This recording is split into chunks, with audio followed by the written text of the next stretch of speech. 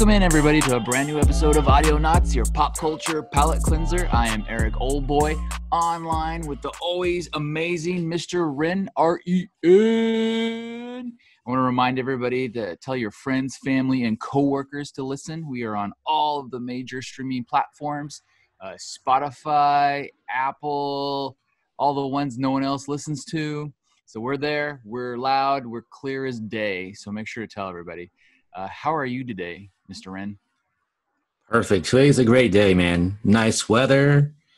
It's Thursday. Buy one, get one coffees, man. It's a pretty good day despite all the chaos in the world. I mean, because like the world is literally crumbling down around us. You know, you've got protests, you got people getting shot, you got all the sports going on lockdown, you got hurricanes crushing into the thing, you got the biggest fires in the history of the world in one side. So it's pretty good despite all that. I'm having a good time. Yes, that's why we don't really talk about that stuff, man. We leave it for the other folks to talk about it. We're focused on, that's right, everybody else stuff in the world. So everybody comes here. We'll cleanse your palate of all the bad, all the junk, all the like nasty news that we have to deal with on a daily, hourly, and minutely basis. So this is your spot to kind of just relax your mind and enjoy. Right. Well, right now it's my hot beta talk. And now we're going to be talking with Mr. Ren about hot beta talk. So how are your betas doing? Excellent. So you know how like you adopt like cats, right? Sure. I've adopted 2 cats. Yeah. That's how I felt for like the past few days. I had Ren's beta adoption. Yeah, I had my relatives. They got first dibs on my baby betas. Yeah. And for the past like 3-4 days, each like one person comes a day just to come pick their choice. Choose their fish. Yeah, and they're like in my big like 20-gallon tank, all just like swimming, want to eat food. And they so do you have to sit there like it's been like I've mentioned before? I have a handful of kids, but they're all pretty large at this point. It's been a while since I've gone to the pet store and had that poor minimum wage worker like try to fish around and catch the exact one that the kids are like, I want that one, and like trying to catch that one. Is that what's happening? That's what's happening. Because I don't have the space to like take them out individually, you know, because it's just work. So I'm like, if you want it, come get it, you know. That's the fun part about it, right? So there's so many. Do you allow them to catch their own, or do you catch them because you're the only professional fish catcher? Or? Oh no, I'll let them catch their own. That's the whole experience. Right, so that's its own game, right? You snag the beta. And my advice to them was like always, if you see one you like, get it, because they're gonna get all mixed up again with that school of fish, and you're gonna lose it. Right. Then you just whatever one you catch, you're like, yeah, that's the one I wanted. I meant to catch that one. So far, I got rid of 8 little betas. 8 betas gone, and 250 more left. Yeah, and I got ship one out to one of my cousins in California. He got so hyped for it that he really wants one. He just bought a tank today. I was like, oh damn, I'm starting a movement. So it'll be my first time shipping a fish. It'll be interesting. Yeah, I've often wondered how that even works. And you said it's pretty straightforward, just a fish in a bag. Add a little bit of air and some packing. Yeah, so I told him that you're going to be my test. You see if it gets there alive. If it gets there alive or not. If not, I'll send you another one. And I won't feel bad because he's my cousin. So if any of you audio nuts wants a beta, now's your chance. Give us a DM, DM us to get your beta. How often can you get a beta from a podcaster, a professional podcaster? Yeah, because we made money, so we're professionals, right? That makes us a professional. Yeah, that's all it takes to be a professional. Anything if you get paid doing it, and we have some advertising dollars that say we're professionals. So there you go. True. Yeah. What else you been up to? Watching shows, the usual. Okay, I love it. Games. Going to school. Just kidding. What shows have you been watching? I tried watching Hoops. Oh yeah. That show is freaking garbage. But unlike you, I stuck with it. And for the sake of the podcast. okay, so we'll start with the healthy stream and tell us what's your opinion on Hoops. Hoops, I very like the actors and actresses that plays in it. Yeah, but me too. But the show is very like tasteless. Well, that's it. It kind of fell into what I'm starting to call the Paradise PD theorem, right? So you have a cartoon that doesn't distinguish between vulgarity and humor. So I thought Paradise PD walked a fine line the first season, and then it couldn't do it anymore, right? It lost its humor and it just started being vulgar, thinking vulgar is equal to funny. And well, I don't think Hoops is necessarily all that vulgar. It seems to think that swearing is equal to funny. And they're like, every time Jake Johnson swears, it's hilarious. And that guy just rambles. The whole episode is just him rambling and swearing. And I like him a lot. Yeah, me too. And that show just is not great. Sucks. Yeah. So you saw only one episode, right? Yeah, I gave up after they spent the entire first episode trying to get a 16-year-old laid so he would join the basketball team. Yeah. So I did it for the podcast. I went to like episode 6 or so. Yeah. It's become like my lunchtime show. And the tone's the same, dude.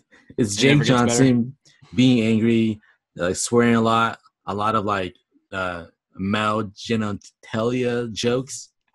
And they just kind of like they expose the kids to like all these like bad things and they think it's funny, you know? Yeah. Like child abuse and all that, child drugs and stuff like that, you know? It's like, how is that funny? I don't find that funny at all. It's just like, oh, what is this?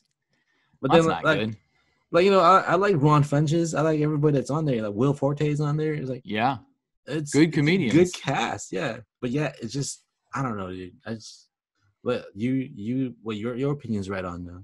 Yeah, I would if I was gonna give it one of our famous audio nut scores, I'd give it like two nuts. Yeah, I was thinking like that only too. because of the voice cast. The voice cast is A1. They got a lot of good people involved, but like the writing sucks. Like the episodes, and because the animations, whatever, it's not like anything to jump through hoops about. But the writing's just terrible. The scripts are bad. Yeah, they need to get the writers of like Close Enough to write it or something. Yeah. What else have you been watching? What did I watch? Hold on. Ooh. Waiting on Ren to think about what it's watching. It's kind of like when you what's your favorite music? You're like Backstreet Boys. Oh my god, your brain did freeze. I know. Yeah, you go. I got it. Okay, well let's talk about Netflix since we're already on Netflix. Because my lunchtime show, because you mentioned you were burning through hoops on lunchtime, your lunch hour. I've been watching more of Teenage Bounty Hunters, and unlike hoops, and this is going to sound crazy to anybody that's heard about this show, it's good. I like it. I've liked it since we started watching it. I've been trying to tell everybody that it's pretty good. It's not going to like be the most amazing show you've ever seen, but it is legitimately funny. And I finally figured out what I like about it. For anybody who's ever watched the movies like Clueless or Election or even Mean Girls, and they kind of like that kind of dark, smart humor when it's associated to teenage girls. That's what this show is. Teenage Bounty Hunters is this quick-witted teenagers that run around bounty hunting, and they just say the funniest things. It's killing me. The comedy's spot on. Like if I was gonna rate it, I'm almost done. I'd say I'm on episode 7 or 8. Wow. If I was gonna rate Teenage Bounty Hunters, I'd give it a solid 8 on its way to an 8.5 because I'm enjoying it. I'm surprisingly enjoying it. Yeah, and I learned a fun fact. So for all the olds out there like myself. And you probably won't know this, Ren, so you can just listen quietly. But there used to be a show called The Cosby Show. I'm sure you know what The Cosby Show is, correct? Yeah. So The Cosby Show, they did a spinoff of The Cosby Show called In Living Color, right? Is that what it was called? I think so. It was something like that. And that show starred an actor, and I really like this actor. His name was Dwayne Wayne. Not Dwayne Wade, the NBA star, but Dwayne Wayne.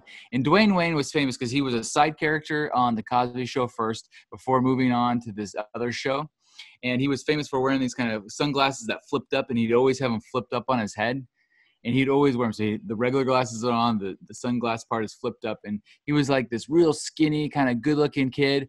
And he was super popular at the time, right? So we're talking late 80s, early 90s, maybe. I'd say more like late 80s. And so that's how I remember this guy. I don't even know what his real name is. Oh, God, what is his real name? I should have wrote it down.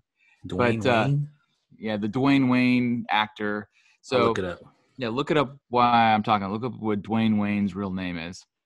So I always thought he was a pretty cool actor. And then I'm watching this Teenage Bounty Hunter show. And there's the two protagonists, which are the twins, who are the teenage bounty hunters. And then their boss is named Bowser, like on Super Mario Brothers. Yeah. And so the Bowser character is this kind of older, overweight black guy. And I was like, God, this guy seems familiar, but I don't know him from anything. And so being my typical self, I had to look up who was cast in this show. And I was shocked to learn that the older Bowser black guy is Dwayne Wayne from In Living Color. I'm like, holy crap, this is him. I didn't know. So you knew him when he was young and skinny? Yeah, young, skinny. He always played kind of like the cool kid. And now he's the older, overweight dude. And it's like, he's still a great actor, but like I would have never pinned it on. Like I had a feeling that I knew him from somewhere, but I had no idea where. And so when I finally figured it out, I'm like, holy crap, where's this guy been? He's just been hiding out somewhere. Is it In Living Color? I don't remember. It's because I keep looking up In Living Color, and all it is Damian Wayans. I feel like it has the word color in it, but what is it? So maybe let's look up Cosby Show.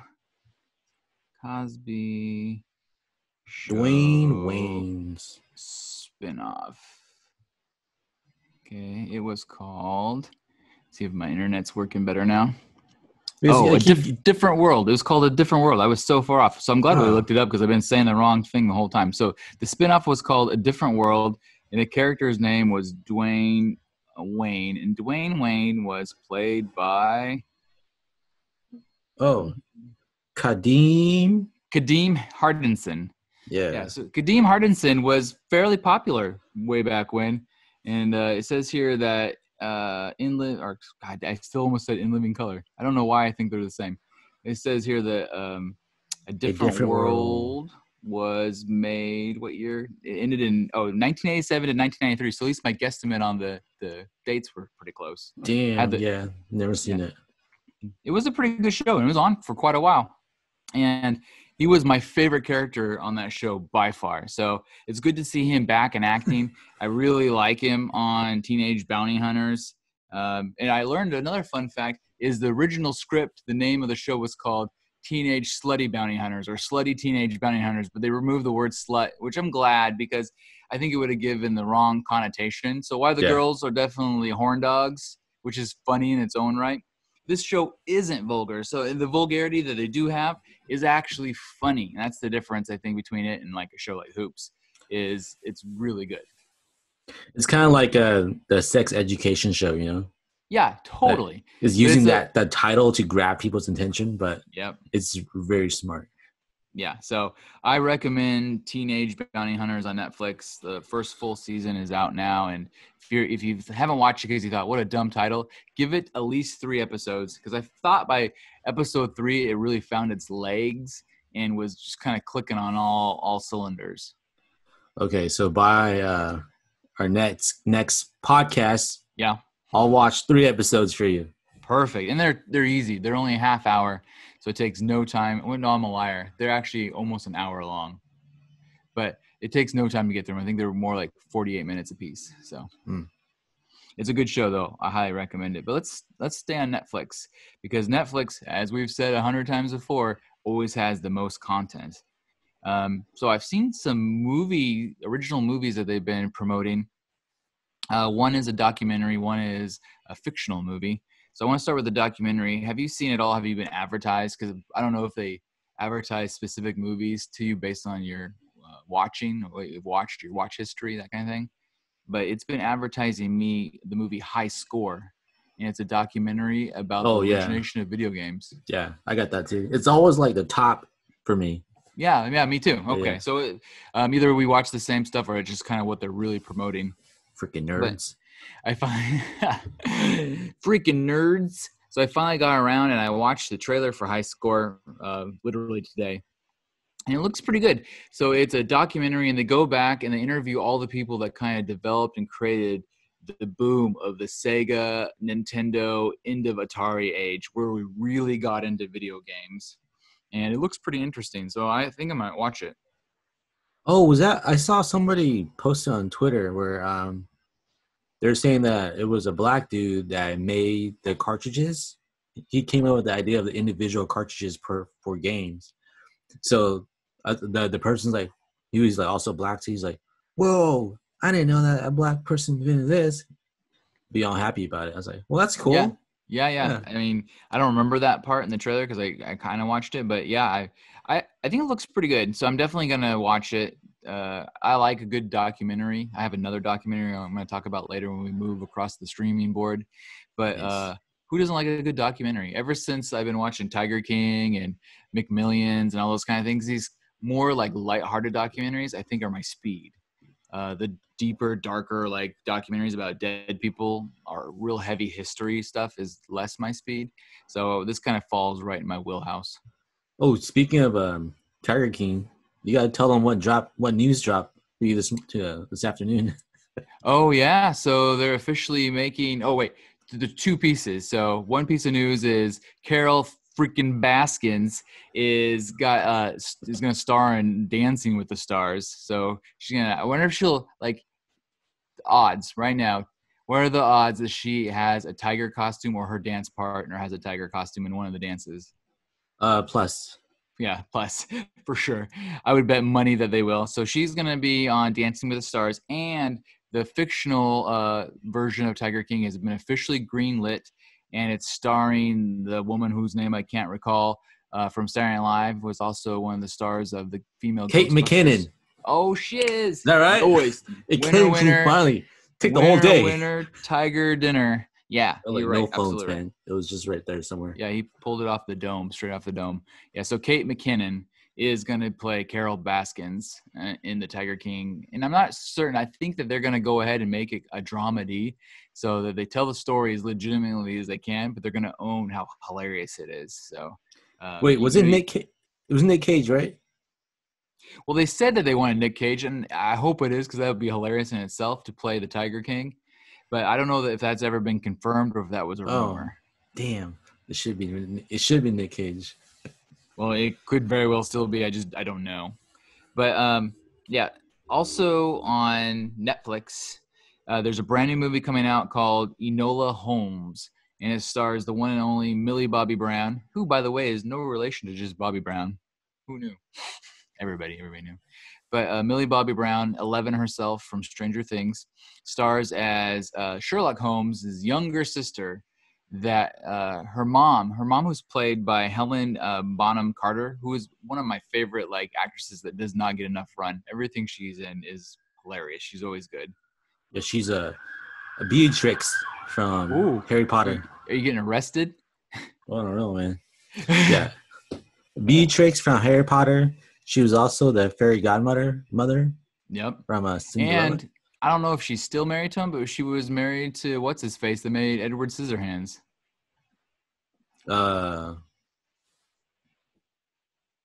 Tom? No, I don't know his name. Yeah, and I didn't even press give you. I didn't even try. It'll come to you. Maybe like Kate McKinnon came to you. Yeah, we suck. We suck with names. Names are the worst. But Tom anyways, Holland. No, I'm just kidding. No, that's Spider-Man. But anyways, speaking though of superheroes, Henry Cavill is also in this movie. He plays the young Sherlock Holmes. And so Helen Bonham Carter plays Millie's mom, and she gets abducted or something happens. We don't know from the trailer. She just kind of up and disappears, and her mom are like super close. And her mom's kind of wild and crazy, so she's taught her how to be. And this is back in the Sherlock Holmes days, where they're all supposed to be like the women are supposed to be very courteous and very womanly, ladylike. Yeah, ladylike. And she's not. She's like a regular tomboy dude. And so she goes on the search. She hopes to get her brother to help since he's the all-time famous detective, but he's kind of busy doing other stuff and doesn't seem to care so much. So she goes on the hunt for her mom, and it looks kind of good. I was surprised. I wasn't certain how good of an actress Millie Bobby Brown is, but they let her use her real accent, which is kind of cool. I've never actually seen her, playing this thing with her own accent because she was kind of terrible in the Godzilla movie. But I'm hoping that this is going to be good. It looks like it has some serious potential. Yeah, for me, I'm not a big fan of Millie Bob. Yeah. She's kind of annoying to me, just like how Vanya was annoying. Right. And I'm going to watch it because my wife really wants to watch it. Yeah. And Superman's in there. Why yeah, not? Superman's in it. Yeah. I don't know. I want to watch it because I want to watch it. It'll be fun to come back and talk about it and give it its reviews. But Netflix gets me every time because they do excellent TV shows a lot of the time, not all the time. Oops. But they're really hit and miss on movies, mostly misses. I feel like I get excited every damn time because they put out these really well-made trailers. I'm like, oh, man, I can't wait to see Project Power. Oh, man, I can't wait to see Coffee and Cream. Oh, man, and just movie after movie. And every time then I see it, I'm like, God damn it, that movie sucked. And so I'm really hoping that this is the one where they kind of shake it. If you go back to like our previous podcast, we promote every movie they make, and like, God damn it. Every time. You think we'd learn, fool me once, shame on you, fool me twice, shame on me. So come on, Netflix. I know you can do it. I think they're kind of they're a numbers game type situation with these movies. They just put as many movies out as they can, and they hope that one of them is actually decent. Yeah. Well, something interesting they did was they kind of did a Deadpool thing where she talks to the audience, like the fourth wall. Yeah, so she breaks the fourth wall. Yeah, I'm like, so is she gonna do that the whole time, or is that just for the trailer? No, I bet you she does. I bet you that's a plot device that they use in the movie. But I think it looks kind of clever. It premieres September 23rd, so we've got a solid month before it comes out. But something to look forward to on Netflix. You think Henry Cavill is like the guy to get now? Because he gets like all the best roles now. He really does. And I'm almost wondering because if you look at the stars, they're stars of Netflix TV shows. They must sign these people. So when they sign 11 to Stranger Things, they probably build in some movie deals. When they sign Harry Cavill to Witcher, they build in some movie deals. So watch for Helen Bonham Carter's TV show. It's going to be out soon probably too. So I think that you're right. I think Henry's finally like catching on. He's a great actor. I mean, good looking dude. You always thought like maybe they didn't give him good enough dialogue in the Superman stuff, and he was always kind of real robotic. He almost I'm like, ugh, it makes me not like Superman. But he's a pretty decent actor. I thought he was kick-ass in that Mission Impossible movie where he walked around with the mustache just kicking the crap out of Tom Cruise. So I'm down. Right. Yeah, he gets like, come on, he's Superman, he's the Witcher, he's freaking Sherlock Holmes. Yeah. Like, he gets some big name stuff, Yeah, those are some epic roles. Very good. So I think the first movie I saw him in was Immortal. Mm-hmm. And he played Perseus? No, Theseus. Okay. Theseus? Yeah, I think he had right. Yeah. Yeah. Very cool. Very, very, very, very cool. Moving over to Hulu. Hello? Hulu? I have just one movie that I'm sort of interested in. You've heard of The Purge. So everybody knows the concept of The Purge. And it's pretty simple. One night a year, you can go out and just go on a murder spree and kill people. And they've been making these Purge movies like every Halloween since the first one. They've been predicting the future, man. Oh, I know. Unfortunately, we have The Purge every day in real life. Yeah.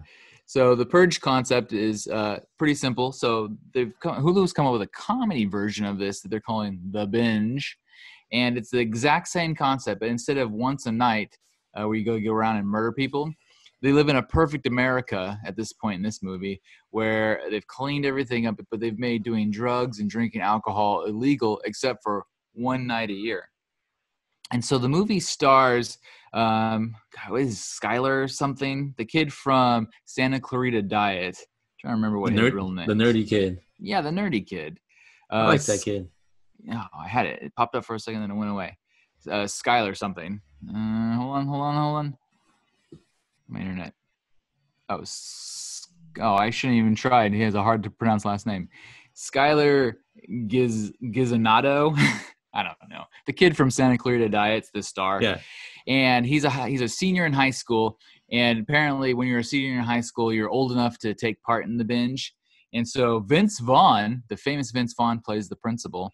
And the trailer shows Vince Vaughn kind of telling the kids, hey, seniors, get excited. You got to go participate in the binge, but I recommend that you don't, because look at last year so-and-so. And it's pretty funny, the scene in the trailer where he points out a girl who was real popular who went a little too hard in the binge the previous year.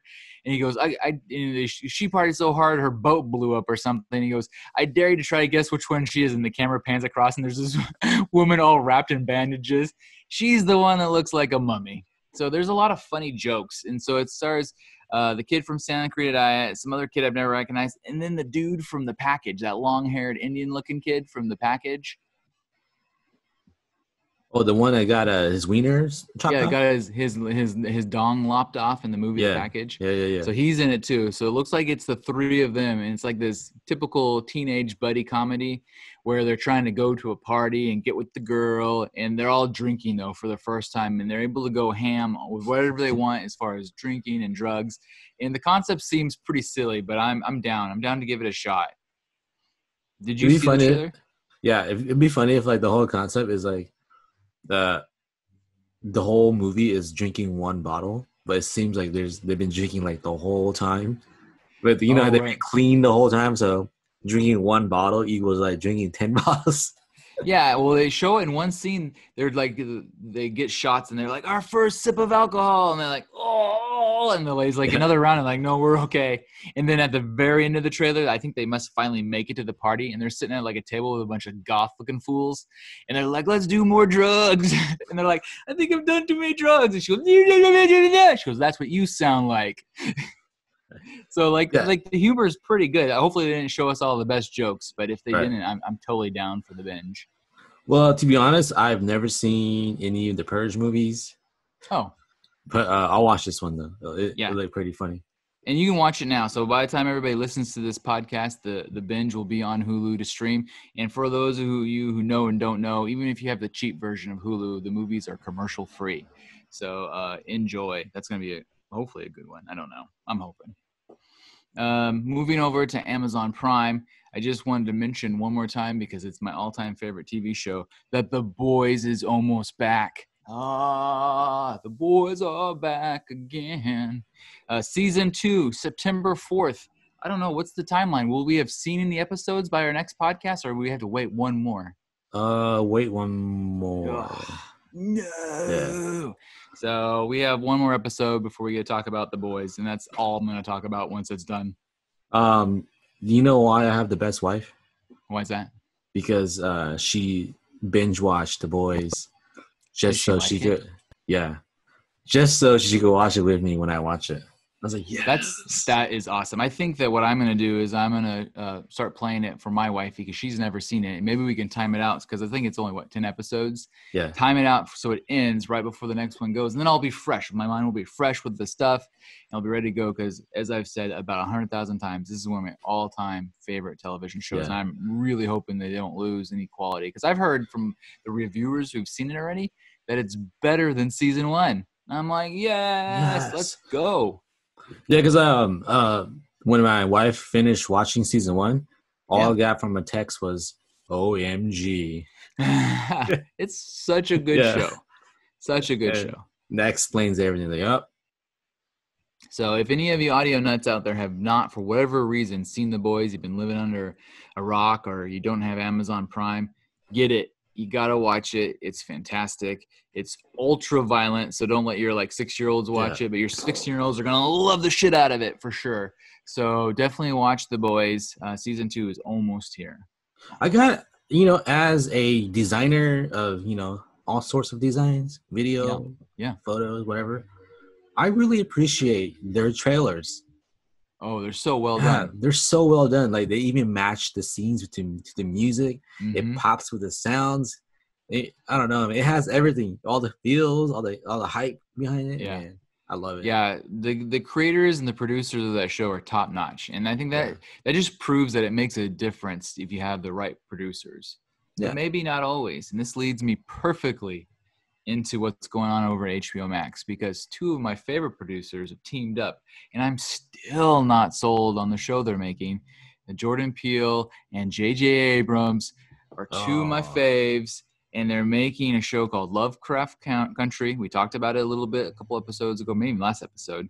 But I've given it a second episode, and I thought, well, maybe the first episode's kind of confusing. I'm not totally into it yet. You were super into it. I remember we talked about. And I thought the second episode is going to sell me on it. And honestly, I just walked out of the second episode more confused. And I think you pointed out a good fact. So why don't you tell the audience what you told me, what you think they're kind of doing story-wise? Well, for me, I'm not much of a book reader. But I'm not much of one of them learning types. Yeah, learning's hard. But my wife said that Lovecraft he's a horror author. Correct. So he writes a bunch of books, right? So I'm like, okay, so if it's called Lovecraft Country, that means they're probably making all his stories into like one show, like that one movie, Are You Afraid of the Dark? Oh yeah, where they had a bunch of like mini horror stories, and the main characters like go throughout the movie exposed to that storyline. So I think that's what they're doing with this too. I think, honestly, you're exactly right. And now that you've said that, that makes it a little bit more digestible for me, because part of what I had trouble with the first episode was I felt like it tonally changed so dramatically. I compared it to Dusk Till Dawn. Because it just went from, historical show to like, monsters. Fiction. And then the second episode was even crazier. They're like, screw you, audience, this is what we're doing. And I felt like they kept just like, there were so many hard cuts, and there wasn't enough like, I don't know, explanation between how a character got from A to B and what was happening from Z to W, and it was really confusing. And and then I got what was happening, but it like took the whole episode to kind of like get my footing. And then I think from the trailer, because the next episode seems to be a ghost haunting episode. Yeah, you're exactly right, because they're taking hard lefts, and I think you're right on. They're telling different stories of Lovecraft. And then hopefully, like at the end, they all like ties together. Yeah, hopefully it doesn't feel so disjointed, because that's really the problem I'm having right now, is the story just feels too disjointed. And maybe it would almost feel different if it was different characters every episode, like it was its own standalone thing. They're being unique, but using the same characters in all these different circumstances. Well, the thing is, like, what Scary Story did well was they kind of like gave you doses of it, right? Yeah.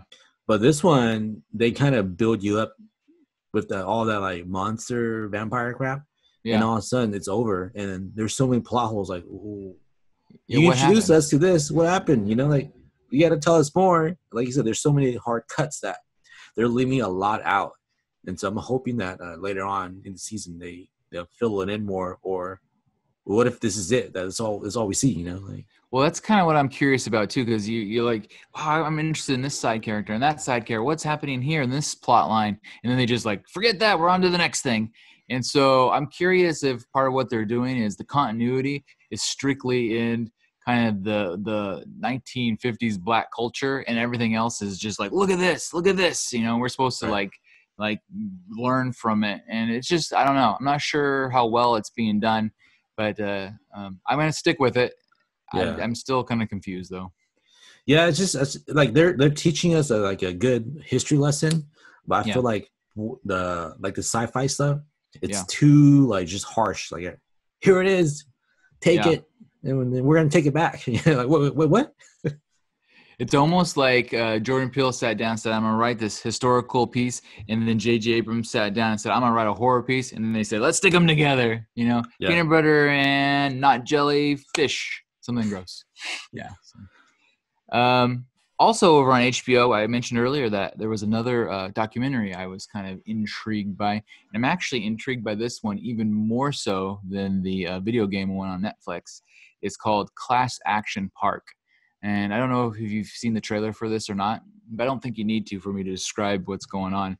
So Class Action Park is a documentary about a theme park that was actually called Action Park. And if you remember, Johnny Knoxville made a fake movie based on the same theme park called Action Park, I think a long time ago, where they would perform real stunts at this place because it had already been shut down, I think, at the time. But Action Park was this kind of like, everybody probably has one in their state, these random weird localized theme parks with like crazy stuff. Well, it was owned by this guy apparently that gave two S's about rules and or laws. And he just wanted to make every single thing there crazier than the next. And so there was a wave park that had all sorts of crazy stuff. There was like these, I don't know, they keep showing all these different like theme park attractions that are clearly homemade looking, like people Right. jumping off of bridges with bungee jumping, people getting shot into things, people racing carts off us that are flying in the air. And because it was all so wanky, people kept getting hurt and suing the theme park. So much so that the owner of it couldn't carry insurance. No insurance company would insure him. So you know what he did? He created his own insurance agency, and all he insured was himself. Yeah, and so this theme park had multiple people die while participating in their rides. They had people that drowned in the pool. Multiple people died in the pool, and they didn't close the pool. They had People multiple still people. go. Yeah, people kept going because they gave this thing, because kids, teenagers, man, they were so excited. You could go there and there were no rules. You could do whatever you wanted. If you wanted to stand up on the thing, stand up on the thing. You know how they go to a real theme park, they're like, please do not lift your hands and stuff. They didn't Yeah. care. You could do that, wave your hands around, whatever you wanted to do. It was all fair game. And so Action Park, it looks really intriguing. I'm super stoked on this documentary. Damn. And the best How part, how how long was it ago? I don't think. Well, it looks like it was the commercials look pretty shatty, but they're localized commercials, so it's kind of hard to tell. I'm guessing that it existed in like the late '80s, early to mid '90s. So I Damn. don't think that it went into 2000s, because I think maybe it went into the 2000s. That's when Johnny Knoxville kind of made his thing, because it was right after he did Jackass. He did this action, whatever he called it. It was something very similar. So the best part about it now is that it's haunted. Yeah, I know, with all the dead theme park goers. Yeah. That'd be kind of funny. But the best part is this it became available today. So if anybody wants to watch Action Park, it is streaming today on HBO Max, and Nice. it looks like a winner. So for everybody, it's like, oh, I need something to watch. Action Park looks like a fun ride. Haha. I do have a tidbit on the Peacock, which we hardly ever talk about because the Peacock Oh normally yeah. sucks balls. One of my actual favorite shows from NBC got canceled last year, and I was like so bummed. I'm like, oh damn, I like that show. But the best part is they're bringing it back as a Peacock exclusive. And let's all NBC. remember, you don't have to pay for the Peacock. You could watch the freebie version with commercials, which is fine for me. I don't care. But it is AP Bio. I believe we talked about AP Bio in the early episodes of the podcast. It stars Glenn Howerton, the dude that from Always Sunny in Philadelphia, AP and Bio. AP Bio. And so the dude from Always Sunny quit Always Sunny, so he's not on that show anymore, but like cameos once in a while. He's on AP Bio as this teacher. So he was a famous professor who got in trouble for, I don't remember, like sleeping with a student or some stupid. So he got fired, and he had to move back to his hometown, live with his mom, and his mom died. So he lives in his dead mom's house, and he became a teacher at a local high school of like the smart kids, because everybody's like, this guy's he's a college professor. He's teaching at a high school, and he just gives two S's about being there at all. So he always makes the smart kids help him in like different schemes, and he's always trying to screw with like his nemesis, who is a more successful professor and book writer that he wishes he was. And so he's always doing that. So it's pretty funny. The humor is dark. I really like it. It feels more like an internet show than it ever did a network show. So I'm kind of stoked. I hope they push the barriers even more now that they're on a streaming. Nice. Yeah, I never seen it. Yeah, so jump on AP Bio when that comes out on. Maybe you can want to catch up, because I think there's already 2 or 3 seasons of it. On Apple TV, I'm still watching Ted Lasso. Don't have a lot to say other than it's still the most heartwarming show ever. So anybody that needs to warm the cockles of their heart because the real outside world's gross and terrible, Ted Lasso, great show. Jason Sudeikis continues to kill it. It's such a feel-good. It's the most feel-goody show I've ever watched in my life. It's almost Nice. embarrassing to say I like it, but it's just a likable show. YouTube TV, my favorite streamer. But all these stuff I usually talk about on YouTube TV are basic cable type channels. So if you got satellite or whatever cable provider you have, CW, which I watch on YouTube TV once in a while. But you can also stream CW for free, by the way. CW? Yeah. What the heck? the CW has a show I'm semi interested in. So they've brought over a show from the BBC. It's an English show, so they've all got fancy accents. But it's called Dead Pixels. And what's kind of interesting about this is CW's putting them all out at once. They're like putting one out right after another. So I think if you No jumped on the way. CW app, you could probably watch them all at once. I think the show already has 3 seasons, and it's called Dead Pixels, and it's basically about a group of what do you call online gamers that play in like those like LARPing type games, the World of Warcraft type games. Oh, I don't know. Whatever those fools are called, it's about them. And so it's normally kind of a dude, eccentric, living in your basement type guy. Well, this woman joins, and it's kind of that's the comedy bit. It looks like it's a half-hour sitcom of this group of people and all the stuff they get into. But what caught my attention is that I went and checked out the reviews. It has really high reviews, and they were comparing it consistently to the TV show Community. And I'm What? like, well, yeah, exactly. What? Because Community was great. It was a fantastic show. So if Dead Pixels is anywhere near as good as Community, I'm all in. And as far as I know, you can jump online and stream CW for free. Watch it right now. So everybody, go check out Dead Pixels. But speaking of online video games, Yeah. I've noticed like every time I'm playing with my clan, right? We get together and play some shooters, whatever. Yeah. We're just a lot of like FPS. dudes talking. Yeah. Yeah. And then like the other day, one of my cousins, his wife's sister or something, some kind of relation, right? That Yeah. she joined us in that party chat. Yeah. And then all of a sudden, my wife was listening because I'm on speaker. She's like, "Are they flirting with her?" Oh. And I was like, I don't know. They were just because we're just like messing around, joking. Every dude was thrown off by the fact that there was a woman's voice. Yeah, so it's kind of strange that when there's like a woman in the group, all of a sudden it becomes like you trying to impress her now rather than talking as to play your game. Yeah, it's like so weird. And I was like, whoa. Typical dude fashion. That's a funny story, but I bet you that's not unique to your crew. Yeah, because like for me, I didn't even notice anything, difference. Yeah. But since my wife was in the back, she's like, she heard that as like a third party, so she's like, "What's going on here?" It's like, "Oh, nothing." We should test it out and have her jump on next time and see if they start doing it with her too. Like, do they try to impress her as well? No, they know her voice now, so it won't work. It has to be somebody else. Somebody new that they don't know. Yeah. That's kind of funny though.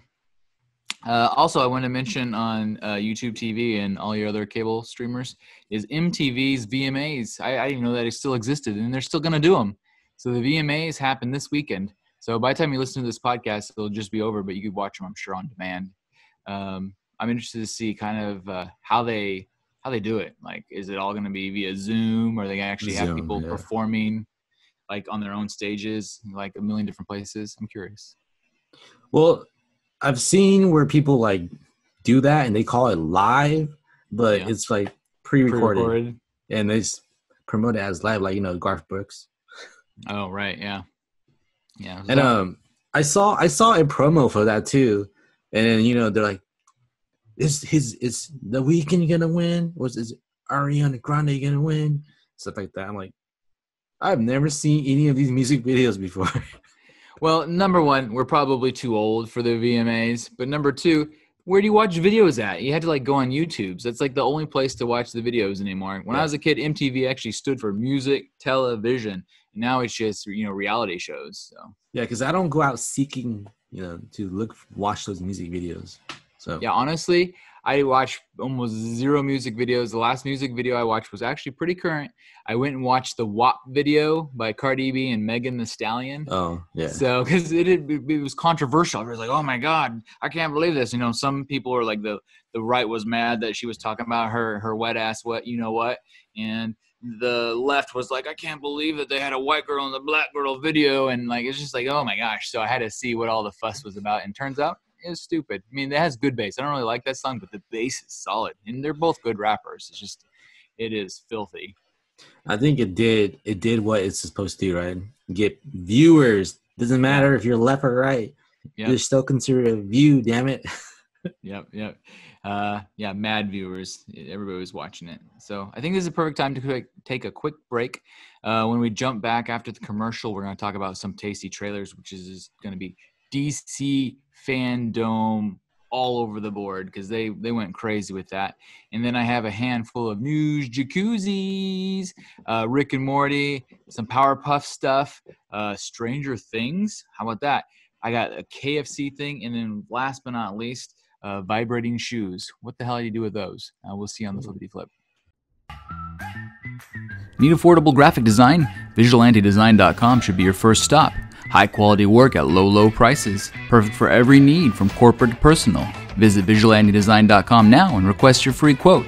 And for a limited time, mention Audionots for 10% off your first project.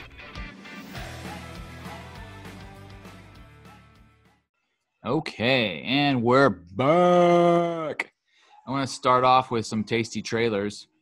DC did this thing. It's kind of like their Marvel MCU type thing. They call it the Fandom, and it was really well done for the first time ever. Because I'm admittedly not a huge DC guy, even though it's been growing on me thanks to things like Doom Patrol. You know, I really liked Wonder Woman. I liked 2 of the 3 Christian Bale Batmans. So I'm not a full DC hater. You like Margot Robbie? I love me some Margot Robbie. This DC Fandom thing they did was so well done. They killed it. So they knocked it out of the park, and I'm legitimately excited for a whole bunch of DC stuff. I think we should start with Wonder Woman, because I think it's going to be the first one that we see. Wonder Woman 84, they released a brand new trailer. I'm sure, hopefully, everybody who listens to this kind of podcast has already seen it.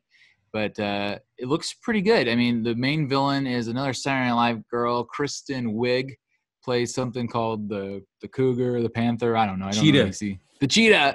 There's got to be, if there's not one cougar joke because she's an older white lady, I'm gonna be pissed off. So yeah, she plays the cheetah, and it looks pretty good. I mean, how can you go wrong? Gal Gadot, Wonder Woman. What do you think? What did you think about that trailer? And Pedro Pascal, the Mandalorian himself. Yes, he's one of the bad guys, correct? Yeah. And they resurrect Captain Kirk. He gets to come back. Yeah, I think he's gonna be like some kind of imagination sort of thing. Yeah, I'm interested. So tell them the theory. Your theory is that she's the only one that sees him. Well, that's what I think. Because at the very beginning, Pedro's character was like, "You can have anything you want," you know. Yeah. Maybe like your deepest, darkest desires from your heart, and that's what she wants, and then she like projected itself out. Got it. So he comes back, but only for her to see, kind of a thing. So she can't really be with him. Yeah, and it's a way to get Chris Pine back in the movie. Yeah, and it looks funny. He has some of the best lines in the trailer. Like at the very end of the trailer, he comes out. He's like doing like one of these fashion shows where he's trying on contemporary '80s fashion. Yeah, and he rolls out and he's got parachute pants on, a little like dorky T-shirt, fanny pack, the whole works. And he's like, "So everybody parachutes now?" I thought it was really funny because as a kid in the '80s, I loved me some parachute pants. They were a very big deal for me. So that was a good joke. It's kind of cool how they like reverse the rules too. You know, like usually it's the woman that gets the outfit change and do all that stuff. You know. But since this is Wonder Woman, yeah, hell yeah, and Wonder Woman's a kick ass, and she's doing all sorts of cool new shit that we didn't see her do before, where she's like going full Spider-Man and swinging from the lightning bolts with her whip, and it's like, damn, that's cool. I didn't know you could do that. Well, she was created by Zeus himself, right? Yeah, that's true. That's true. So it seems like Wonder Woman, by the time she gets to the '80s, she's really upped her superhero game. I think one thing I really like what they did with Wonder Woman is they left Gal Gadot's accent. Yeah. Like you don't need to be like a straight like American accent to be Wonder Woman, you know? She's an Amazonian, man. Exactly. That's what I've always thought. She is cool that she has an accent. It works. Plus Gal Gadot is one of the hottest human beings that's ever walked the face of the earth. So she can do whatever accent she wants. No one can tell her otherwise. Yeah. So they came out strong, I think, with Wonder Woman 84. And then they followed it up with The Batman. We got The Batman trailer. And I have to admit, I talked to S about this. I've been talking to S about this to anybody that would listen ever since I heard that Twilight Twiddlebutt himself was cast as Batman. Telling you, man, he's going to be the best one. And God damn it, if this trailer wasn't fantastic. I take everything back. I'm the first to admit I have to eat crow and say that, and maybe the movie will still be garbage, but the trailer made it look super good. I am stoked on the Batman. Yeah. Like I saw one because it was training, so I saw one girl tweet it out, and she pretty much explained the feeling behind it. Yeah. She's like, after watching this Batman trailer, is this how it feels to have a boner? Lady boner for the Batman. Yeah. Yeah. I was like, oh my God, you're so right. Well, I think what I liked about it is it was action packed. It was dark. It's definitely not a little kid movie. They kind of continue on that, but it didn't feel as cheesy as Ben Affleck's Batman. It kind of harkened back to Christian Bale, but the few lines that we got to hear, what's his dick say, didn't. So they weren't like that. He was still strong sounding without sounding like he was doing a fake voice. Like that was one of the things that everybody kind of made fun of with Christian Bale, is he's like, I'm Batman, and it always felt like he was faking it, like. I'm Batman, so I have to do a fake voice. And it's like, God damn it. Especially part 3, dude. Oh, it's so bad. Oh, I'm going to kill you. Oh, don't hurt me. I'm just playing. And you're like, fucking A, dude. But this guy, he's like, I'm vengeance. And like, it was just sounded like a tough guy telling you he's about to kick your ass. And then he went straight into beating this guy's ass. Yeah. And what was that? What were those dudes? It was like a whole bunch of like mini Jokers, or what was happening? I don't know squat about them. Yeah, me too. Because like, I think the main villain is the Riddler, right? Yeah, the Riddler is like, and is a really dark version of the Riddler, but it was cool. Because after that one scene where he broke that dude's shoulders, I thought that, whoa, is this movie gonna be rated R? Well, I was almost wondering if this movie ties in with the Joaquin Phoenix Joker, like if it's that world. Because the other thing DC really established during this DC Fandom thing is, yeah, guys, don't worry about it. We've got all sorts of different Earths, or the Earth 82, whatever you want to call it. And so it's okay for all this stuff to exist. And they kind of pull that together with their Flash bits. The fact that they've said that the Flash is going to have both Batmans, going to have Michael Keaton Batman, it's going to have Ben Affleck Batman, it's going to have all sorts of fucking Batmans. Yeah. And so it's like, I'm like, okay, I'm getting on board. What's happening here? I'm feeling my DC pants start to get a little tight. I've never experienced it before. Now, welcome to the Speed Force. Yeah, and what was funny to me is the interwebs. Like, everybody has to take sides. Like, we're a society of sides. If you're A, you can't be B. If you're black, you can't be white. If you're up, you can't be down. And it's like, bro, why can't we like both? I can like MCU and DC because if they put out good stuff, I like good movies. That's just all there is to it. Like we said it before, I want to be a gray Jedi. Yeah, gray Jedi all the way. So I'm pumped for the Batman, added to the list. Wonder Woman, yay. The Batman, yay. So I'm thinking at this point, I go, it can't get any better than this. I mean, those are both tentpole movies. And then these fools, go ahead. Well, I think what really got me with the Batman was I wasn't expecting a trailer at all. Like a legit trailer. Yeah. I thought it was going to be some kind of image teaser or something. Just a little tease. But they freaking dropped the trailer. Oh, my God. Yeah, DC took this moment of having this captive audience of us all at home, and they did really well by just like grabbing us by the nuts and saying, this is what we're up to. And we're like, oh, okay. Yeah. I'm down. I'm in. I'm a DC dork now. Let's go. But, yeah, so if you didn't think you're like, Super or Wonder Woman – a Batman, what else can there be? They're like, how about a full-on teaser where we introduce you to everybody that's going to be in James Gunn's version of the Suicide Squad? And it was like, holy smokes. So many people. So many people. And what's cool is James Gunn came out right afterwards and said, don't fall in love with any of them because I'm killing half of them. And so half of these people, to James Gunn credit, are going to die in the very first movie, which I'm so stoked on. So I can't figure out, is this a continuation of Suicide Squad or a completely new reimagining? Or is this one of these things where DC is going to put us in a whole different universe? Because the only character that I noticed right away was Margot Robbie. But you said you saw a couple other characters were carried over too. Boomerang, Captain Boomerang, and the captain in part 1 or the first one. Soldier guy. Yeah. I think it's not a sequel. It's not a remake. It's kind of like a little bit of both. Okay. Yeah. So I'm interested to see how they work it. Like, because I think the one thing that's confusing for me as an MCU guy is I've learned that everything has to connect. It all has to make Yeah. sense. And DC's kind of like throwing that out the door, like, forget it. This could be a whole different universe with a different Margot Robbie version. You know what I mean? So Yeah. Yeah. I'm Because totally down. because like, you know, you haven't been a DC fan as long as myself. Yeah. And it's because like for me, I treat it like all the cartoon movies they make, Yeah. because they don't really tie together. They're just there, you know, they exist, and it's not like, oh, this is supposed to be part two of this, and you know, Right. stuff like that. So You're able it's to just there. enjoy them each on their own, Yeah. which is new. I just have to like get my mind around that. So let me ask you, since you just admitted that you're the more DC guy, how many of these new Suicide Squad members do you recognize from other things? Like you're like, oh, that's awesome that so and so's in it. The shark guy. Okay, Yeah, I forget who, because he like King he Shark, fights or what is King he called? Shark. Yeah. Yeah, He I know looks just King like a. Shark from my cartoon I've been watching, where he's voiced by the infamous Ron Funchies. Oh, nice. He just reminds me of like. Did you ever watch Street Sharks back in the day? No, never. It's like Ninja Turtles, but with sharks. Okay. He looks totally badass. And you had said that you thought maybe Dave Bautista might be the name because it was one of the few characters where they didn't show the character and the actor that played them.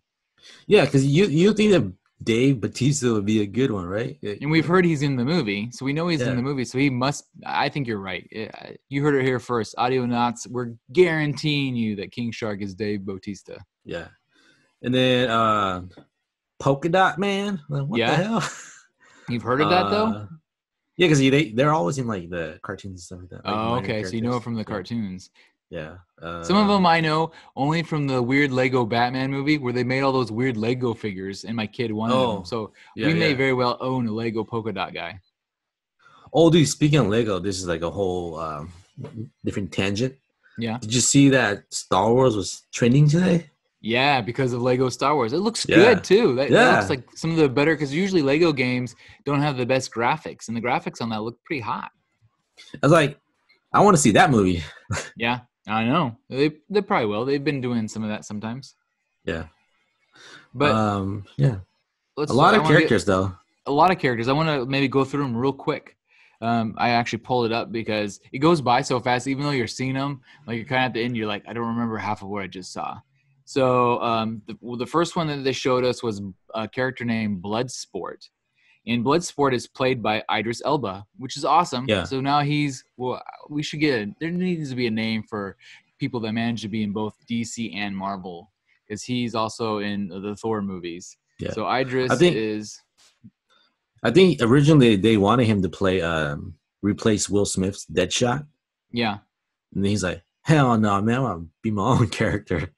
Yeah, so he gets to play Bloodsport, and I had to look this up. So Bloodsport, I guess, is a Rambo-like Punisher-style character that's obsessed with the Vietnam War. So that's Yeah. kind of his deal. And he Then fights Van Damme in the end. The actual Bloodsport. There better be a Van Damme joke. You can tell this is gonna be funny like Guardians too. So I'm so stoked. Like you mentioned, Polka Dot Man is played by David Dastmalchian, who I don't know who that actor is. I don't know if you do. It says that he's an extremely silly Silver Age villain that once plagued Batman and Robin under a less threatening name, Mr. Polka Dot Man. So yeah, we'll see what Mr. Polka Dot Man's. Then we've got the character, the Javelin. The Javelin is played by Flula Borg, who I must imagine is an international actor with a name like Flula Borg. I mean, that could have been the character's name. So he's going to die, right? Oh, for sure. Like half of them are going to die. But I wouldn't be surprised if some of the more famous people die so they don't have to pay them for the next movie. So apparently the Javelin is normally a Green Lantern villain. So you get yourself to a Green Lantern guy.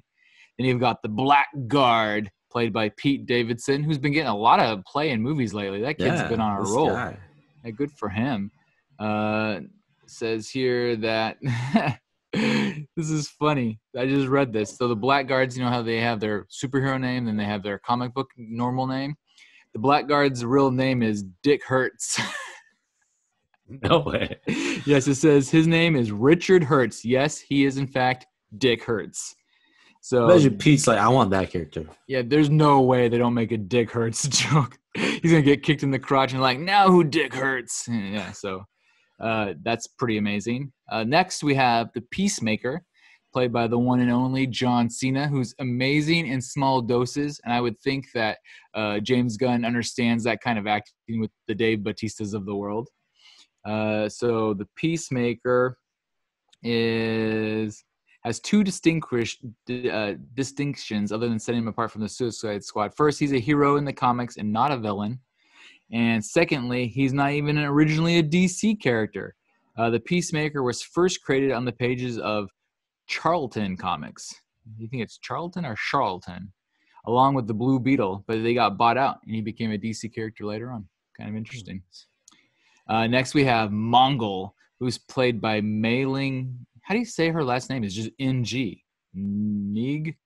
I have no idea. Mei Ling NG. The Mongol was a Superman villain from the comics, so it'll be interesting to see what she does. Then we've got Savant. Savant is played by the famous Michael Rooker. You see in a lot of characters or actors, at least coming over from the Guardians. Yeah. And his version of it looks hilarious, by the way, because he's such an old dude at this point. He's an entitled rich kid who wants to be a vigilante like Batman. Taking the name Savant, he moved to Gotham in hopes of becoming a crime fighter. Then he met Batman, who told him he sucked. Let's go. So I'm down for that.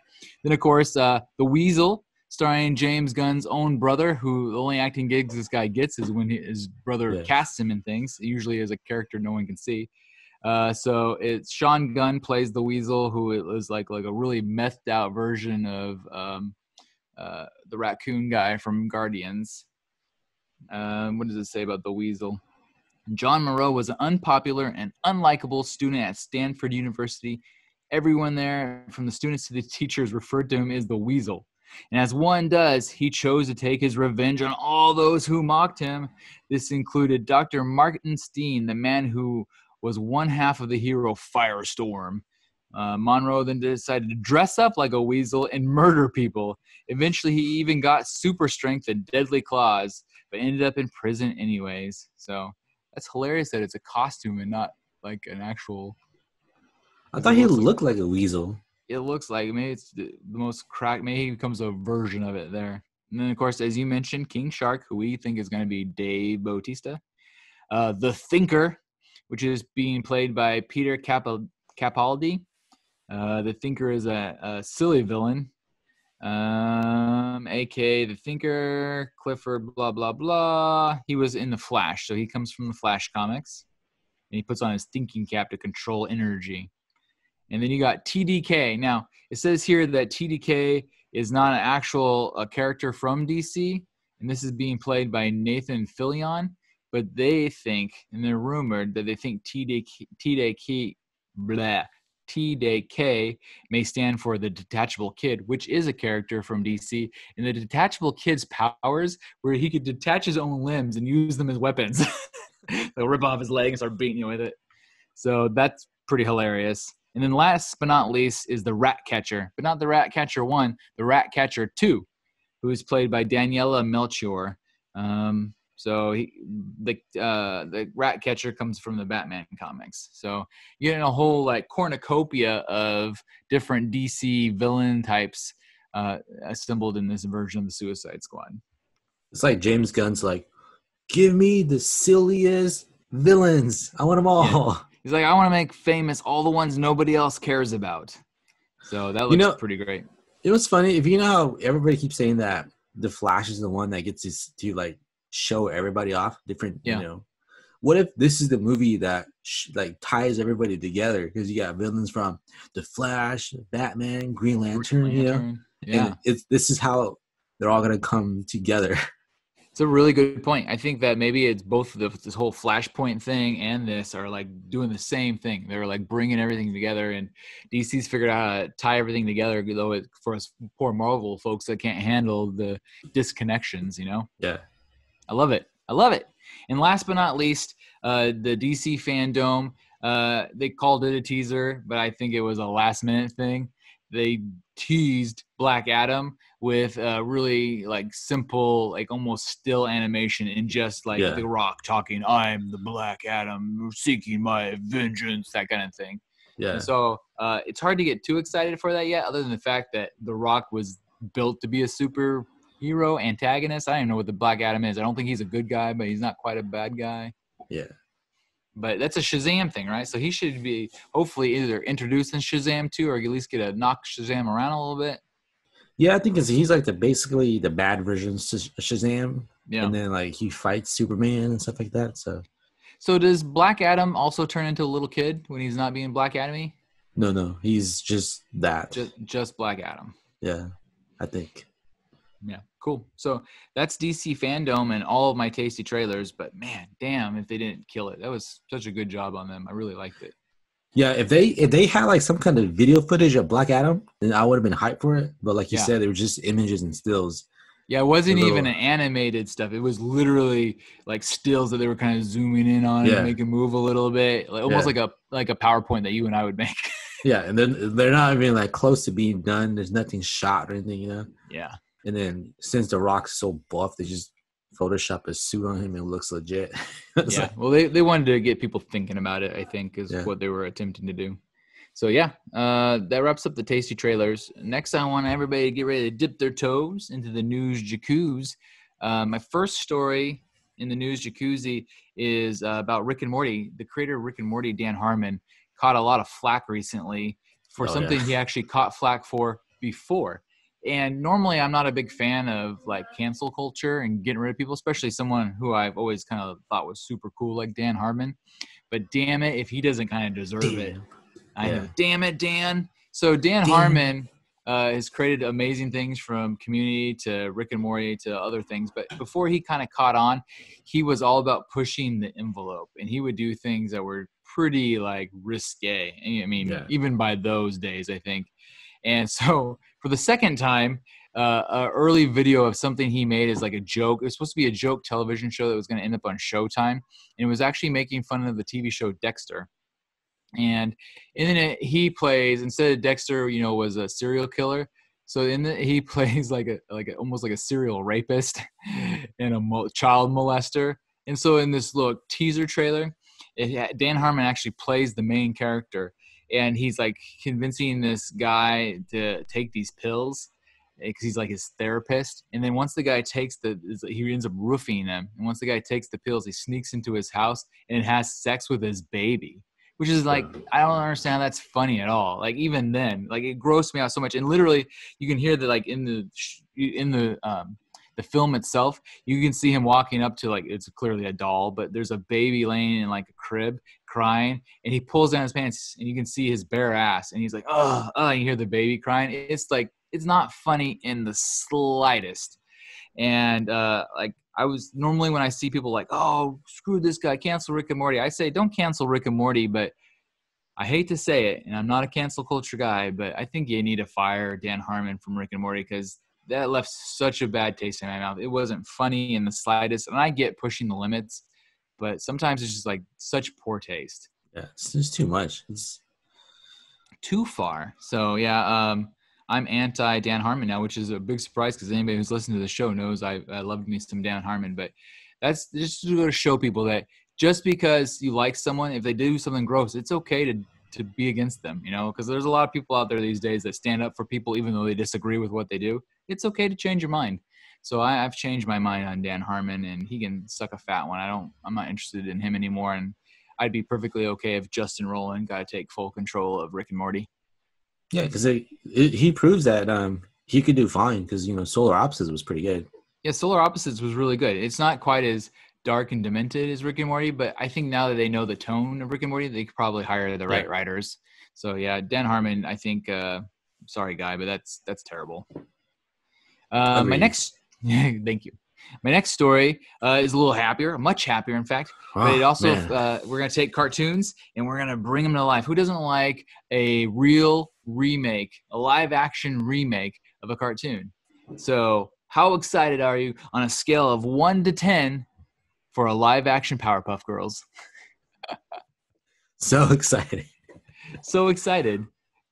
Well, for me, I never really watched the Powerpuff Girls, Right. so I have no expectations for it at all.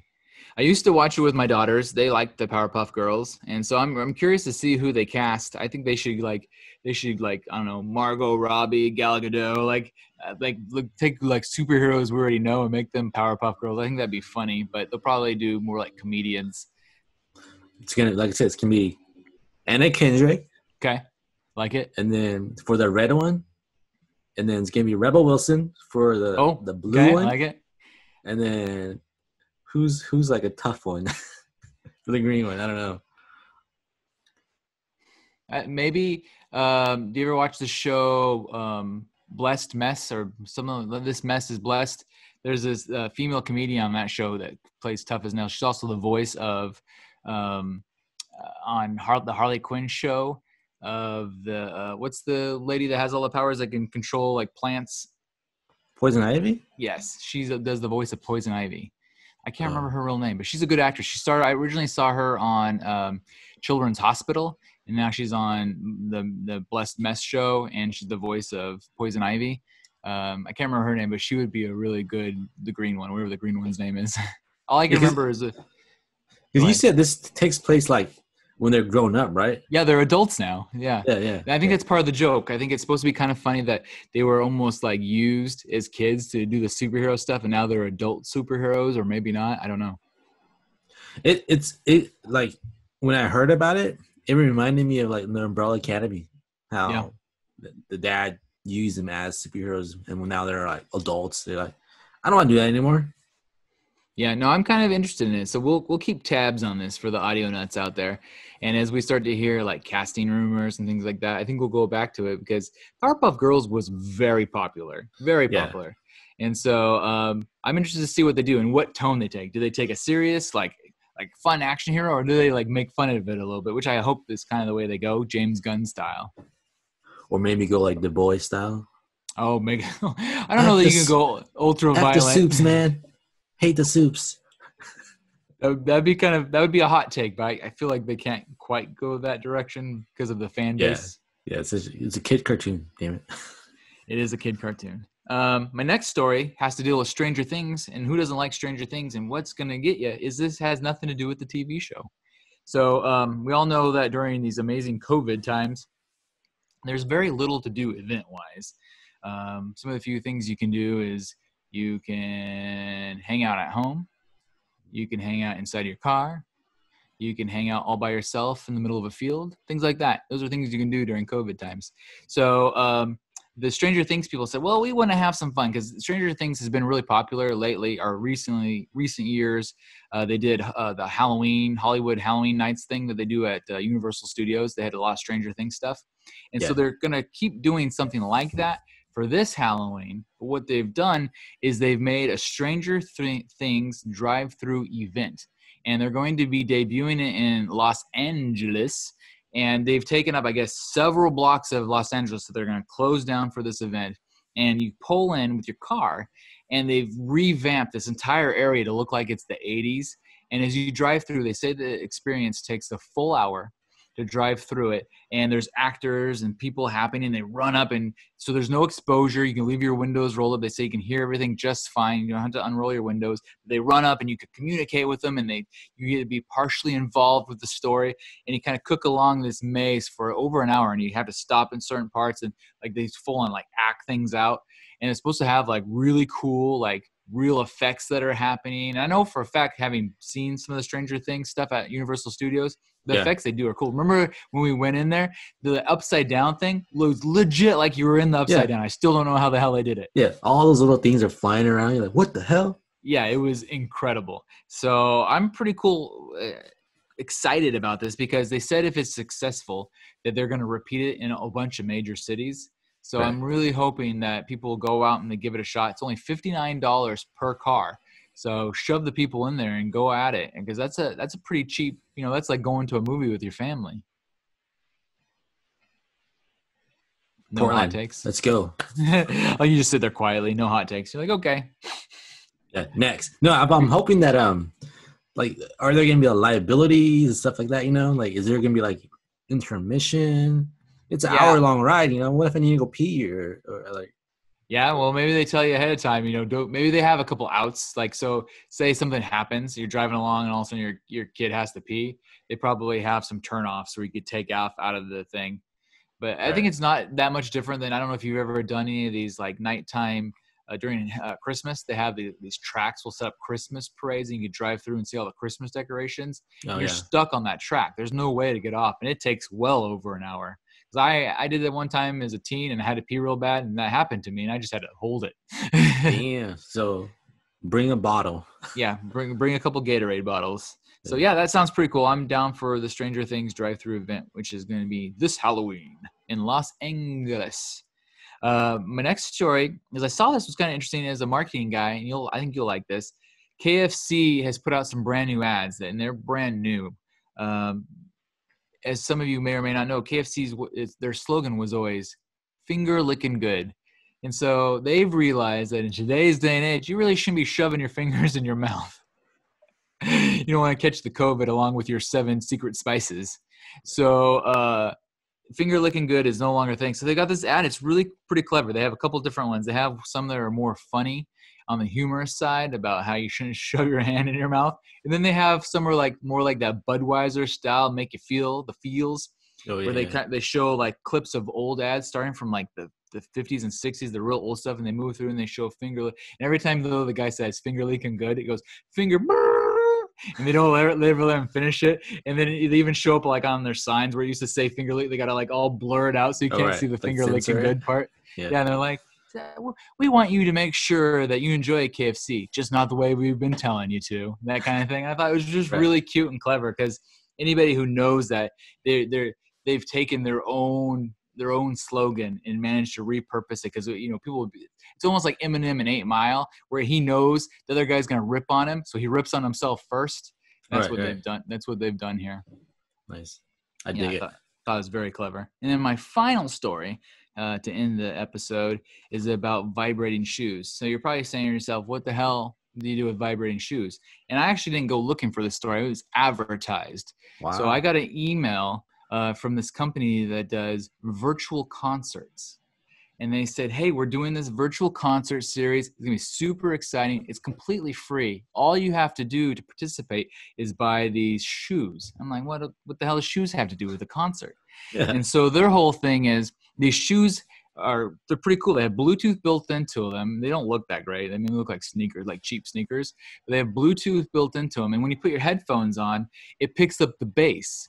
And so the idea is it replicates the feeling of being at a concert where the bass is going, your feet vibrate. Right. There And you so go. you're supposed to turn on your big TV, start the concert, put your headphones on, put the shoes on, and it's supposed to be so immersive. They're like, oh my God, I'm really at the concert. And you're like, yeah, let's go. But it was kind of interesting. I was like, that's crazy. So I looked up, it's made by a company called Drop Labs, and the shoes are actually called EP1s. So the episode Oh, ones, nice. yeah, I thought that was Nice. clever. Good on them. So Drop Labs EP1s are for sale now. They're $260 though, which is Damn. right. Hell no. So they sent them out to some reviewers, and they actually reposted the reviewers, which I thought was interesting, because the one reviewer said, hey, I don't know. In the thing they reposted, the reviewer's like, I don't know if I would wear these for what they want them for these concert things. He goes, but I figured out what these are awesome for. He goes, I put them on and I went and played some video games. He goes, I could feel the gunshots. I could feel the people come up to me. He goes, it's almost like these chairs that they make that kind of vibrate. He goes, they sell Yeah. Yeah. vests and that stuff, I guess. I'm Yeah. not a Yeah. big first-person shooter, but I guess they have vests. He said the shoes, for some reason, made him feel so immersed. When he was in his game, he had his headphones cranked up and the shoes were vibrating. So for all the gamer bros out there, you may need to get you some EP1s, because this sounds kind of cool. Damn. Like, I'm not sold on the whole fake concert thing, but I think that Drop Labs may have just stumbled into a whole market that they weren't even pressing for. On accident. Yeah, pure accident. Because those vibrating thing, you're always thinking about the chest, right? Right. Who knew it was the feet? It makes sense though. Like if I'm playing a first-person shooter and the gun, like there's explosions and I feel it vibrate up through my shoes, I can imagine that might trick your brain enough to where you'd be into it. Yeah. If you could combine that now with the vest, so if I'm getting shot, I can feel it kind of like hitting me, and Yeah. the explosions are setting off my shoes. That could be pretty cool. Ready Player One, man. It's Yeah, happening. we're coming. We're on Yeah. our way. So that was my last story. So unless you have any other hot takes you want to drop on the peeps, we can wrap this bad boy up. I don't think I do. Nice. I'm more of just a responder guy, you know. The I have responder. a lot of knowledge. That's your superhero. Here. I am the responder. If you don't talk to me, I don't talk to you. You're like the mimic girl from Umbrella. Yeah. Nothing happens. You're normal, I'm normal. Don't inspire right. you, sorry. Perfect. I love it. Well, responder, respond to this. Everybody have a hot time, and we'll catch you on the flippity flap.